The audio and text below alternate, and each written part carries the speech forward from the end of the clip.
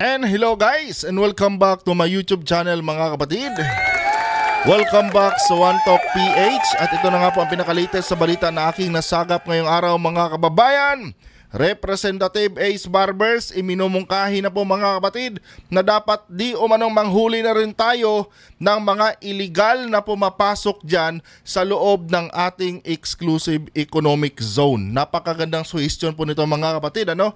Dahil alam naman natin kung ano yung mga pinaggagawa ngayon nitong mga taga-bansang China dyan sa ating mga kababayan sa may Ayungin Shoal. To the point mga kababayan na inaatake na po talaga nila tayo ng literal. No, at hindi lang yan, pinapasok na rin ngayon ng bansang China mga kababayan yung kanilang mga barkong pandigma dito sa loob mismo ng ating teritoryo. At napakaganda nitong suggestion ito mga kapatid at sana nga ma-implement ito kaagad nang sa ganon mapigilan natin yung mga pinagagawa dyan ngayon ng bansang China. At yan po ang ating pag-uusapan ngayon mga kababayan. Pero bago ang lahat mga kapatid, huwag kalimutang mag-subscribe at pakilike ang ating video para i-share pa ni YouTube sa iba pang hindi pa nakakapanood. Ito guys, panoorin muna natin ang balitang ito at bigyan natin ng ating opinion at reaksyon.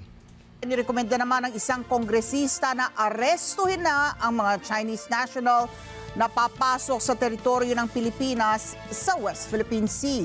Yon. Ito ay kasunod na rin ng insidente sa Ayungin Shoal na ikinasugat ng hindi bababa sa ulong tauhan ng Philippine Navy. Si Vic Samintak sa balitang yan. Ito mga kapatid, maputol ko lang ano. Bago kasi, ito, naglalaro kasi ito mga babayan sa aking isipan. No? Kanina lang no, after ko gawin yung isang nauna nating content.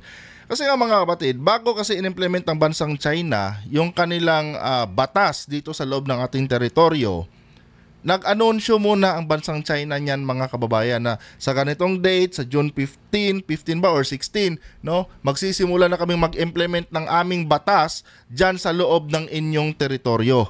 Ngayon mga kababayan, ang pinagtataka ko dito, bakit hindi agad ito kinontra ng ating gobyerno, ng ating pamahalaan, no? Na kung saan mga kapatid, nasa atin lahat ng karapatan na manghuli ng kahit sinumang illegal na pumapasok diyan sa ating exclusive economic zone. Kumbaga, bakit inantay pa natin na maging effective itong sinasabi ng China na mag-i-implement sila ng kanilang batas dito sa ating teritoryo bago tayo umaksyon? Eh kung noon pa lang mga kapatid na in-announce ito ng China, dapat kinontra na natin kaagad yan. At dapat pinwestohan na agad natin dyan. Nang sa ganon, noong time na sinisimulan nilang manghuli, dapat tayo yung nakahuli sa kanila at hindi tayo yung hinuhuli nila. Diba? Nagets nyo yung point doon mga kababayan? No? Kasi meron pang ilang araw yun, ilang linggo bago in-implement ng China So, technically mga kapatid, no, may oras pa sana tayo na kontrahin yon at i-anunsyo din na ang kahit sinong papasok dyan sa loob ng aming exclusive economic zone ay aming huhulihin. Diba? Ang nangyari kasi mga kapatid, baliktad. No? In-implement ng China yung kanilang batas at tayo yung nagdidepensa ngayon. Na dapat tayo yung nanghuhuli at hindi sila. Diba? Yun yung hindi ko masyadong naintindihan. No? Nasa halip kontrahin natin, naghanda na lang tayo, no, ng ating depensa kung sakali mang tutuhanan ito ng bansang China. Na kung saan hindi naman talaga dapat. Kasi nga, nasa atin lahat ng karapatan dyan sa may West Philippine Sea. Dyan sa sinasabing exclusive economic zone natin. Pero ang nangyari, hindi. No? Hindi ganon. Tayo na tuloy ngayon ang hinuhuli at inaabuso nitong mga taga-bansang China. Anyway guys, tuloy muna natin to.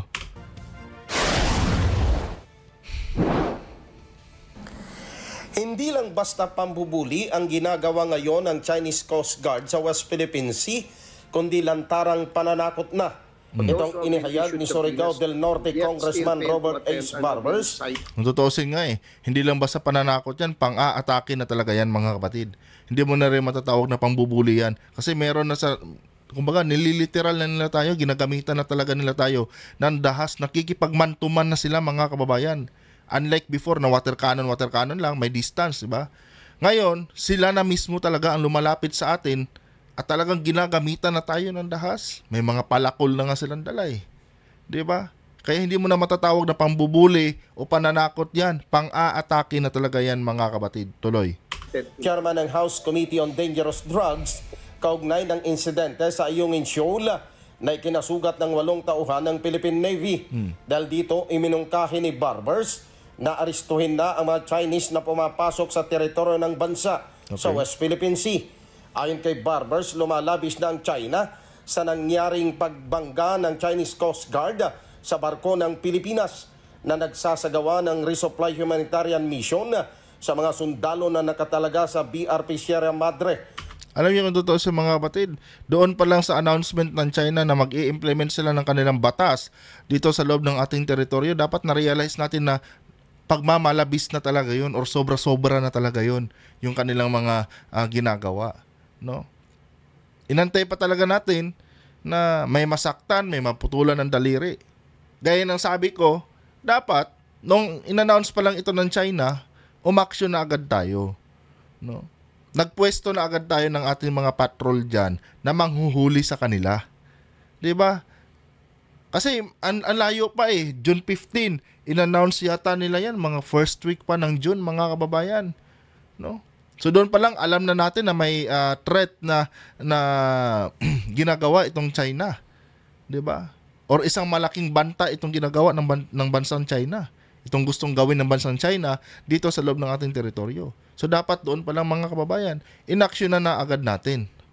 No? Dapat noon pa to minungkahi. Kasi kung tutuusin, mga kapatid, no, although okay naman to mungkahi ni Representative Ace Barbers, pero para sa akin, mga kapatid, no, medyo late na rin talaga, no, para imungkahi niya ito.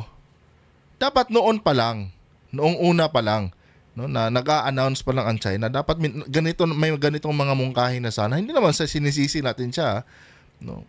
Ang ibig kong sabihin dito, okay itong mungkahi ni Ace Barbers, mga kapatid, mang-aresto tayo. Kanya nga lang, huli na.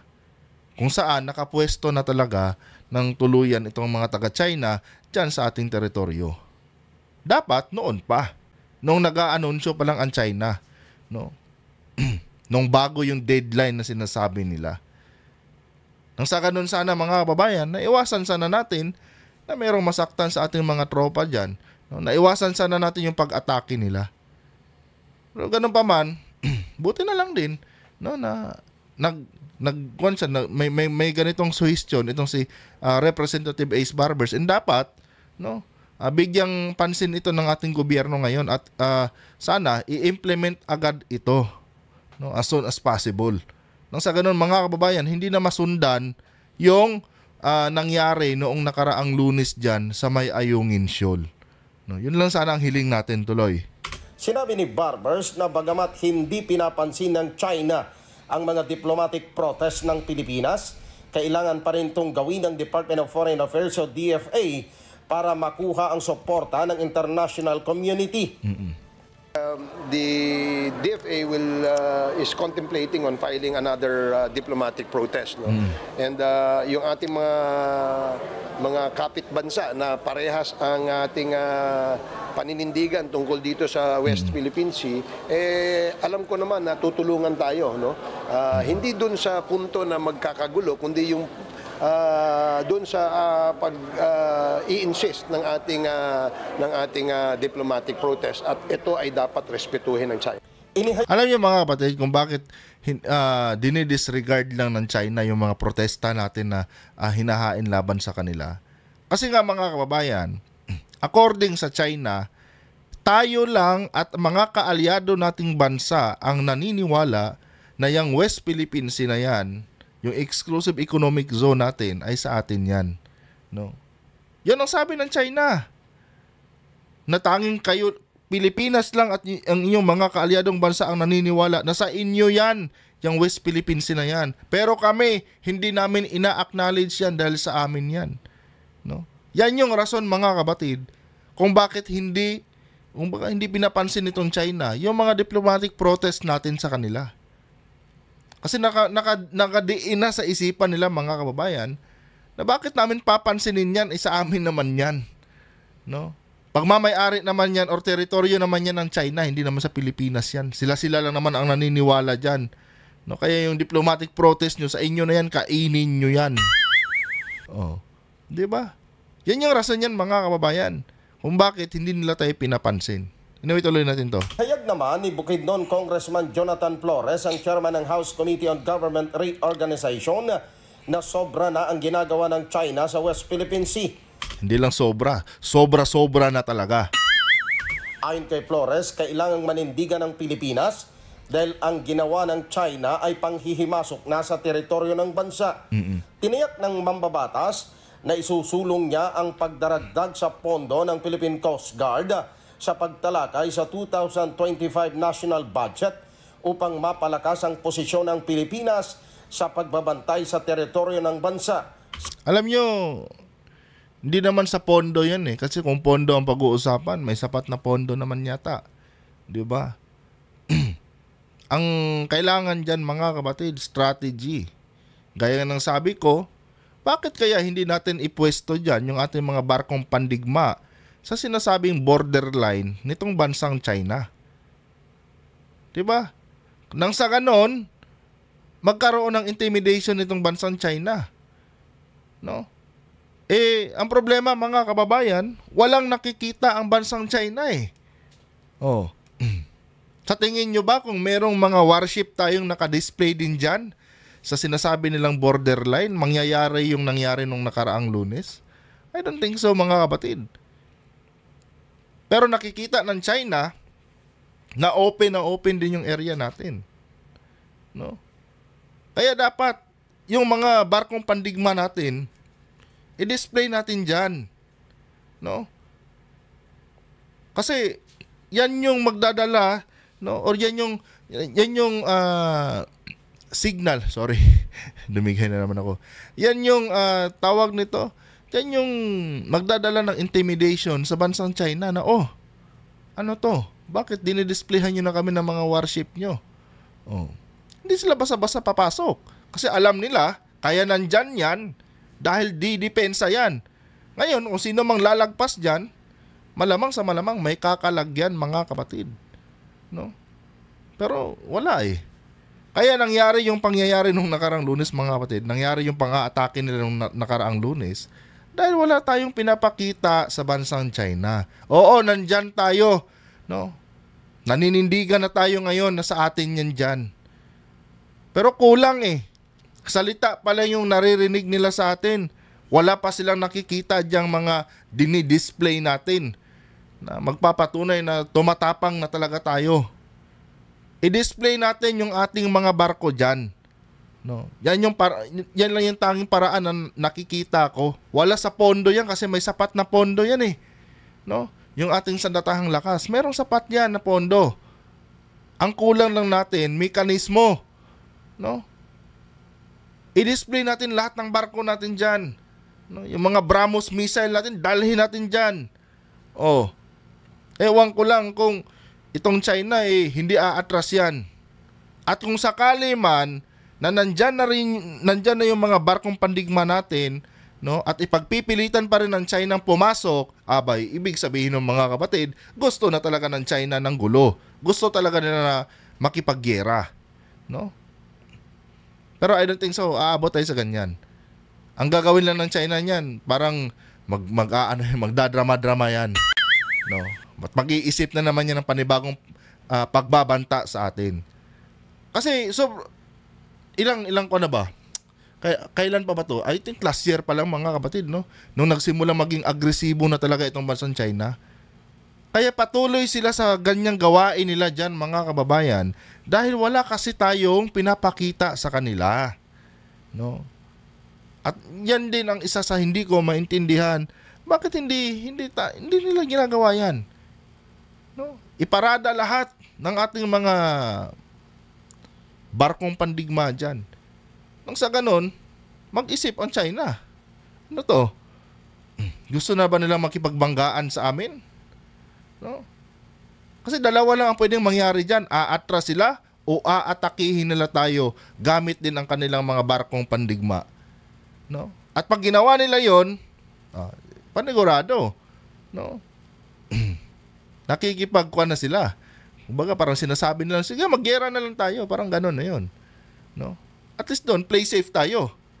Kasi kung magkakaroon man ng investigasyon yan, mga kapatid, lalabas lang na ginagawa lang talaga natin yung tama. No? Kaya natin nilagay yung mga warship natin dyan, no? For security purposes lang. O pag inatake nila tayo, problema nila yon. No? Siyempre, may karapatan na rin tayo na gumante. Alam nga naman manood din tayo. Di ba? Yan dapat. At sana, yun yung gawin natin ngayon. No? Para ma-enforce mo tong sinasabi dito na panghuhuli sa sino mang papasok ng illegal diyan sa ating exclusive economic zone, kailangan mo rin talaga magpakita diyan ng iyong mga barkong pandigma, no? Kasi hindi mo mai-enforce 'yan kung wala silang nakikita na makakapag-intimidate sa kanila. Kailangan din 'yan. No? Yun yung dapat gawin ng ating sandatahang lakas ngayon. Anyway, ito suggestion lang naman to mga kababayan, ano. Pero kung papakinggan nila tayo, no, sakaling mapanood nila itong suggestion natin, malaking bagay ito, no? At masisave pa natin yung ating teritoryo. 'Di ba? Ito lang kasi nakikita kong paraan, mga kapatid. Kasi late na tayo eh. Very late na tayo, mga kababayan. Gaya ng sabi ko sa inyo, nung in-announce ng China yan, na ganyan yung plano nila, mag-i-implement sila ng batas dyan sa West Philippine Sea. No? I-implement nila yung kanilang batas dyan sa loob ng ating teritoryo. Dapat, nung ina-announce pa lang ng China yan, may action na tayo agad. Ganyan nga lang, wala. So sa ngayon, ang nakikita ko na lang, no, na paraan, i-display talaga yung ating mga barkong pandigma dyan sa sinasabing borderline nila. At tsaka natin i-implement itong pang-aaresto natin sa sino mang papasok dyan. Anyway, general naman to eh. Hindi lang naman ito nakaspecific sa bansang China, pero alam naman din natin na China lang ang gumagawa niyan sa atin, mga kapatid. No? Yung implementation nito, in general terms naman yan. No? Ang kahit sinuman, no, hindi lang naka-specific yan sa bansang China, ang kahit sinumang illegal, no. Pero kung i-implement mo lang to, tapos wala kang ipapakita dyan ng mga malalaking barko, hindi matatakot yan. Hindi talaga. Sigurado ako dyan, mga kapatid. Tatawanan lang tayo ng China niyan, no. Sila nga eh. Nagpapakita na nga sila, nagfi-flex na nga sila ng kanilang mga warship eh. So, I think, panahon na rin na gawin natin yan. In the first place, mga kababayan, teritoryo natin to. No? Nasa atin lahat ng karapatan. Wala sa bansang China. Tuloy natin to. Sa West Philippine Sea. Ang aggression na pinapakita nila sa West Philippine Sea, even if resupply mission lang sana yon, is parang pambabastos na sa sovereignty ng Pilipinas. As I've said before, no, if they... Hindi pambabastos yun. Pang-atake na talaga yun. No?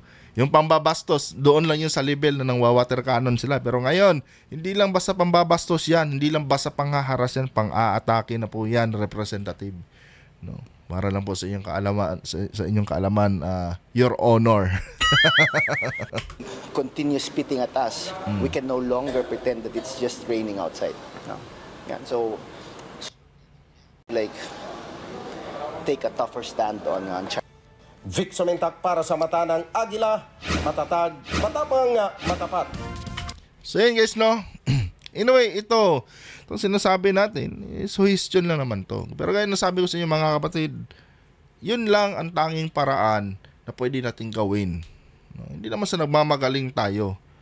Pero hanggat walang nakikita yung mga taga-China sa atin, mga kapatid, no? Para sasabihin na din ng China, puro lang din pala kayo salita eh. Wala din pala kayong gawa eh. No?